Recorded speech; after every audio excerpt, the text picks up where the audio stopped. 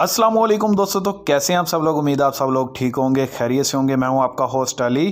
तो दोस्तों आज की वीडियो में हम डिस्कस करेंगे पोल्ट्री इंडस्ट्री के बारे में कि पोल्ट्री इंडस्ट्री जोन सी प्रोडक्ट्स हम तक पहुंचा रही हैं क्या वो वाकई सेफ़ एंड हेल्थी होती हैं, और जोन सी ब्रीड हम कंज्यूम कर रहे हैं पोल्ट्री जोन सी घरों में हम गोश्त ला रहे हैं मुर्गियों का, हर घर में इसकी ज़रूरत है। ठीक है, डेली हर घर में ये तकरीबन कंज्यूम होता है, या फिर एक दिन छोड़ के एक दिन कंज्यूम हो रहा है।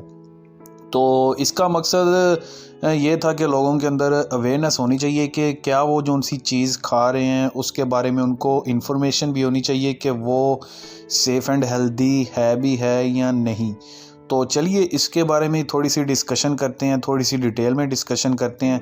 तो दोस्तों इस वीडियो को लास्ट तक मस्त देखिएगा, तो होपफुली ये वीडियो आपके लिए बहुत ही ज़्यादा बेनिफिशियल साबित होगी। तो लेट्स स्टार्ट दिस वीडियो।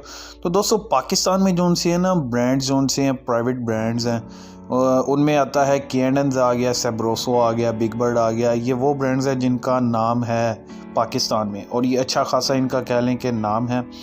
तो टॉप पे तो कैडेंस है, ठीक है। और ये तीनों जोन सी है ना कंपनीज़ हैं, ये गारंटी देती हैं कि इनकी जोन सी है ना ब्रीड्स जोन सी है, पोल्ट्री जोन सी ब्रीड्स हैं वो रेज़ हो रही हैं वेजिटेरियन फीड पे।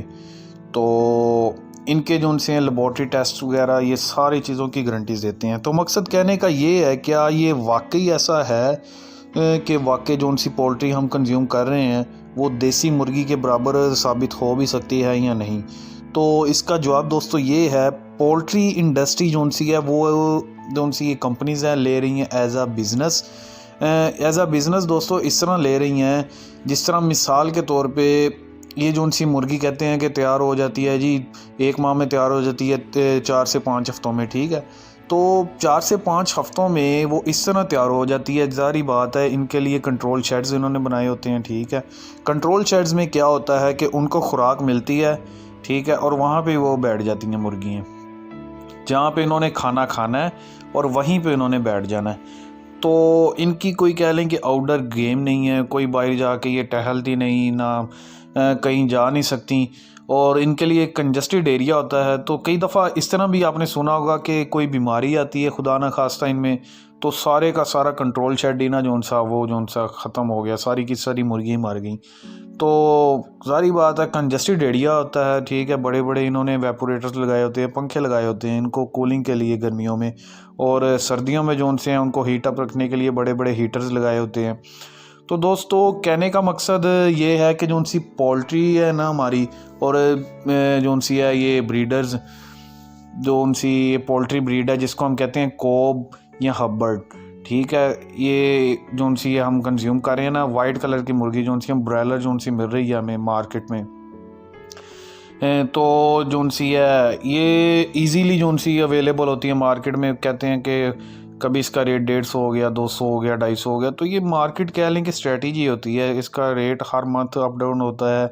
तो इसकी स्ट्रेटजी जो उनसे ऊपर बैठे हैं ग्रुप्स, वो इसकी जो उनसे है ना रेट वगैरह फ़िक्स करते हैं। तो देसी मुर्गी ज़ाहिर बात है इसलिए महंगी होती है कि उसकी प्रोडक्शन कम है, ठीक है। प्रोडक्शन कम है और लिमिटेड अमाउंट में होती है, इसकी प्रोडक्शन ज़्यादा है, और इसको जो सा एज आ कह लें कि बिज़नेस ले रहे हैं इसलिए ये सस्ती अवेलेबल है।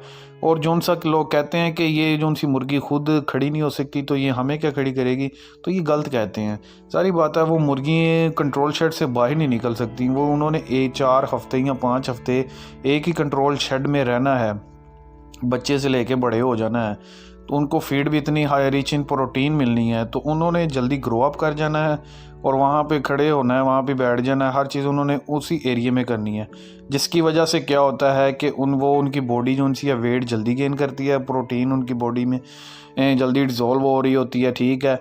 और उनका वेट अल्टीमेटली बढ़ रहा होता है, जितना उनका वेट बढ़ेगा तो उनको अच्छे पैसे मिलेंगे, वो एज अ बिज़नेस लेते हैं।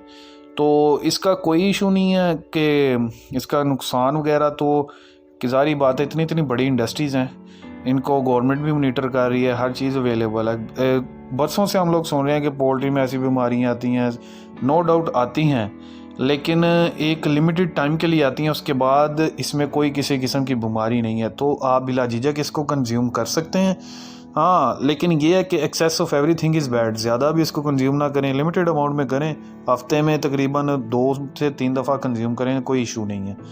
तो इसमें और जौन सी है देसी मुर्गी में फ़र्क तो कोई नहीं है। अगर आप इसको भी बाहर एरिया में रखेंगे ना, तो ये भी उसी तरीके से भागेगी जिस तरह हमारी देसी मुर्गी भागती है।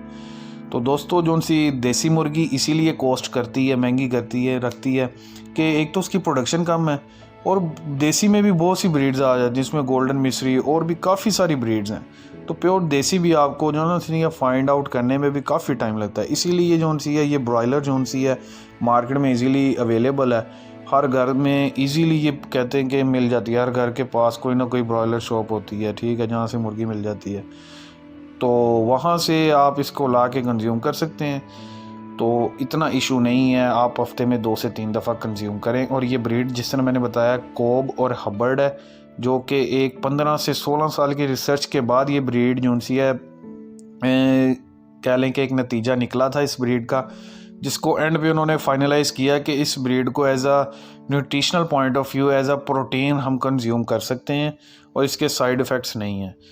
तो जहाँ तक बात की जाती है दोस्तों इसके वेस्ट मटेरियल की, कि जो सा हमारे मोहल्लों में से जो सा इसका वेस्ट वगैरह मटेरियल कलेक्ट करते हैं, उसका क्या करते हैं। तो बात करते हैं इसके वेस्ट मटेरियल की। इसका वेस्ट मटेरियल बेसिकली दोस्तों जाता है रेंडरिंग प्रोसेस में।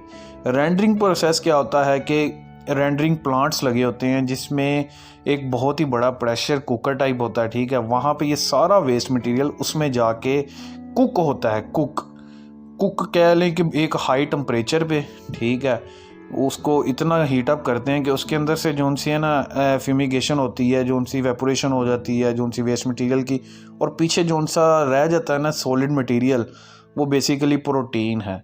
और वो जो सा गवर्नमेंट भी उसको अलाउ करती है कि आप जो सी पोल्ट्री फीड में आप उसको इस्तेमाल कर सकते हैं और उसका नुकसान नहीं है। ज़ाहिर बात है उसमें हड्डियाँ होती हैं, ठीक है, उसके फीदर्स होते हैं, उसके पंख होते हैं। तो ये जो से है ना जो चीज़ें आप लोगों को इसकी इन्फॉर्मेशन होनी चाहिए थी। कईयों के जहन में आता है कि वो जो सा वेस्ट मटेरियल लेके जाते हैं ना वो सारा इसी तरह मुर्गियों को खिला देते हैं। तो दोस्तों ऐसा नहीं है, उसकी एक प्रोसेसिंग होती है, उसके बाद अल्टीमेटली उसकी फीड के अंदर कह लें कि वो एज अ टेस्ट के तौर पे ना मुर्गियों की फीड के अंदर हम इस्तेमाल करते हैं। अब उनकी फीड में क्या चीज़ होती है जो उनसी हम कंट्रोल शेड में उनको दे रहे होते हैं, मतलब कि 4 से 5 हफ्ते में मुर्गियों को जो सी फीड दे रहे हैं उसमें आ जाती है हमारे पास गंदुम आ जाती है, ठीक है, मकई आ जाती है, और जो सा और दालें कुछ आ जाती हैं, कुछ सीजनिंग्स आ जाती हैं, कुछ फ्लेवरिंग आ जाती हैं। तो इस तरह की काफ़ी सारी चीज़ें मिक्स करके मुर्गी को देते हैं, वो फिर कंज्यूम करती है। आप अकेला उसको जो सा वेस्ट मटेरियल देंगे वो कभी भी कंज्यूम नहीं करेगी मुर्गी। तो ये थोड़ी सी इन्फॉर्मेशन थी दोस्तों पोल्ट्री के बारे में। होपफुली कि आपको ये इन्फॉर्मेशन पसंद आई होगी। तो दोस्तों इस वीडियो को लाइक कीजिएगा, शेयर कीजिएगा, सब्सक्राइब कीजिएगा। तो इंशाल्लाह मिलूँगा आपके साथ एक नेक्स्ट वीडियो में एक नई इन्फॉर्मेशन के साथ। तब तक के लिए मुझे इजाज़त दीजिए। अल्लाह हाफिज़।